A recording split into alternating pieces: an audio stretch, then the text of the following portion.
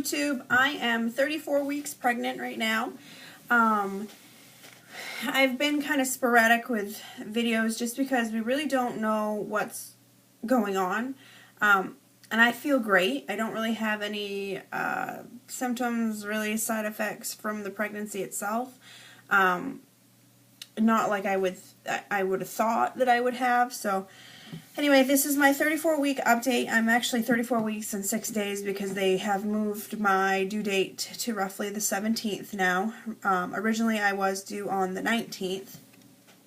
So they've changed me up a little bit. He is measuring at 5.9 pounds at his last ultrasound. And he's in the 60th percentile. So the last ultrasound that we had, it still shows that his bowel is still dilated or still hypergenic or still echogenic, however, it's the same thing, I guess. I don't know.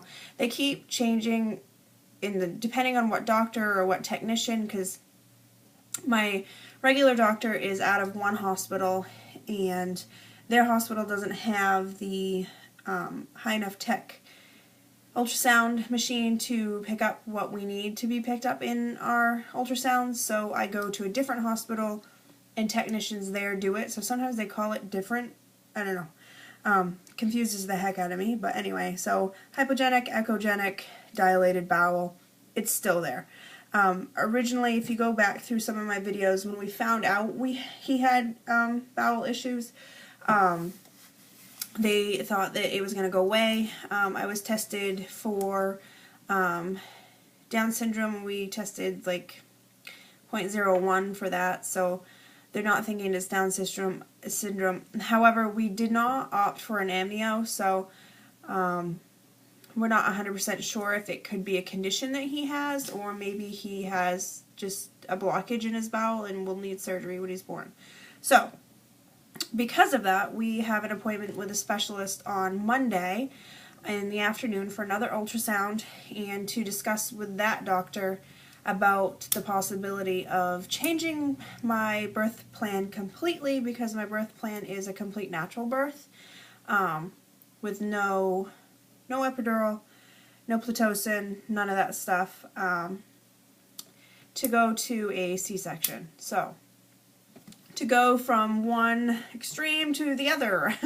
Go from a complete natural birth to having a C-section. Yeah. The reason I'm kind of against having a C-section is not because it's the woman natural thing to do. I myself would prefer to natural birth just because, I don't know, less medical intervention as possible, I think. And the less fluid and meds pumped into my body and less in his body, I think he would do better. That's my personal opinion. However, you moms out there that have gone different routes, I praise you for it. It's still your decision and your decision for your baby. So don't get me wrong, I'm not saying that, oh my god, people that have deliveries induced and all that stuff are horrible people. No, that's not what I'm saying. I'm saying for me, it made more sense to have a natural birth. So anyway, I'm kind of upset and having a hard time dealing with the fact that I might have to have a C-section. So, kind of afraid of the being strapped down to a table awake thing. And let alone the fact that once he's out, my husband will have to go with him, and then I'll be left there getting sewn up. So, anyway, we're going to discuss that, all that stuff, I guess, with the doctor on Monday, and I guess, depending on what they say on Monday with another ultrasound, I may not even deliver with the doctor that we've been having now since the beginning. So, some changes have happened, and I'm not sleeping well, having a hard time at night, kind of resting and not thinking about the birth and what's going to happen and the outcome of what's going to happen with him, because now it is looking more like he's going to have surgery. So, but hopefully my answers will be, my questions will be answered on Monday. So I believe my mom's going with us. I'm not 100% sure if my mother-in-law is going to go with us to the doctors. I feel like if I have a couple more people there, then maybe I'm not going to forget to ask a question. So hopefully, if I have a couple people there, then we'll get all the bases covered. So, my last doctor's appointment with my normal doctor, I had to have another glucose test because the lovely technician that took my test, excuse me, forgot to record what my test results were. Wrote in my file, in my chart, that I passed the glucose test, but never wrote down the actual number that my test come back at. So, had to have another glucose test, and it was 98, so I passed that again. However, my blood pressure has gone up and down a little bit. It was 140/70 is the highest that it's been documented at, so I was going back to the doctors every 2 days to have it tested again. And luckily it's back down. I think the reason why my blood pressure went up is because I have seasonal allergies, and up here in Maine, the trees are starting to blossom, and I got flowers that are blooming. We've been doing some yard work, some gardening, so I think my blood pressure went up just because my allergies were acting up. It's back down, and my allergies aren't nearly as bad as they were. So, blood pressure's fine so far, knock on wood. My mom did have issues with having my sister with blood pressure, so they were worried about that. I have no swelling of my feet or my ankles or anything like that. I've been really good at drinking a lot of water and keeping my feet up when I can. I still work from home, so it's a lot easier for me to do that than a lot of women that are out there, and if you are swollen, I am sorry. Put your feet up. Make your boss let you put your feet up. So, yeah, the doctor's appointment is on Monday to discuss with a specialist, birth and surgery and that stuff. Blood pressure went back down. What else here?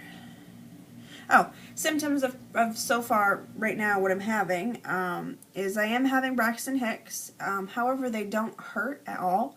It's just a tightening of my belly. Just gets really hard and kind of uncomfortable, but they don't hurt. So that's a plus. I did, however, yesterday and the day before have some sharp pains kind of down in the nether region. I think it's just because my cervix is probably opening. My husband, not to have too much TMI or anything, but my husband said that I did have felt different. So I'm guessing that's what it is that my cervix is starting to relax, and yeah, everything down there is starting for get ready for birth. I haven't had my cervix checked yet. I do go to the doctors next week. Not just to the specialist on Monday, but to my normal doctor. So I'm wondering if where I am 34 weeks, or will be 35 weeks, if I will get checked. So my sister-in-law was dilated 2 centimeters, I believe, 2 months prior to birth of her son. So I am tired a lot lately, but I think it's just because I'm not sleeping well. Just because my mind keeps racing at night. So. Yeah, last night, actually, the last time I looked at the clock was 12:30, and I finally fell asleep at some point after that, and then my husband gets up around 4:35 every morning, so that's my sleeping schedule. He gets up, and he's up and around getting ready for work, and then I doze back off, and I'm up between 6:30 and 7, so, yep, and my feet haven't been swollen, but they have been sore. When I first get out of bed, or if I wake up in the middle of the night and have to use the bathroom, I do notice, like, they're just sore. I don't know. My heels, mostly, it's like the pressure from walking, it's just, I don't know. So I'm going to discuss with my doctor about that, because about my feet and the high blood pressure and preeclampsia stuff. I'm going to talk to him about that and maybe see what's going on there. They're not swollen, so that's a plus. I think that's it. I will do an update video about the belly wrap that I have, that I've used a couple times out gardening. I did have my Tdap shot. My husband had his Tdap shot just last week, 2 weeks ago. Had my shot 2-3 weeks ago. He had his last week. So that's taken care of. We did do, so I know some parents don't have the Tdap, but we did do it. And I do have a question for some mothers out there. Did you go to the dentist prior to delivery? I've been contemplating trying to make an appointment just for a cleaning, just to get it done and over with, but I haven't been really told if I can or can't from the doctor. I've asked a couple times, but he's just kind of skipped over it. So what's your opinion of going to the dentist to get a cleaning before the baby gets here, just to get it out of the way so you don't have to worry about it later on? Comment down below, send me an email. I know some of you had questions about what's behind me. I do some photography from time to time, and these are some pictures that I had entered in some fairs, and you can see that that's a picture of a tractor, and I won a ribbon for that. And these ones over here, this is me as a kid. I was raised by my grandparents. That's both my grandparents when I was really little. I think I was like 3 in this picture. And then that one is a plaque that I gave my grandfather when I was little. This MVP Papa, because I called them Mimi and Papa. But that's that, and that's a painting that I did. I knew some of you asked some questions about what was behind me, so that's what it is. And this is my office, actually, is where I film from. So yeah, if you have any questions, comments, leave it in the down bar or email me. To those of you who have emailed me and have been talking to me about the echogenic bowel and what you're going through, I really do appreciate it, and I like hearing from you and knowing that there are other people out there that go through the same thing. So yeah, keep up the emails, and I will talk to you guys soon. Thanks. Bye.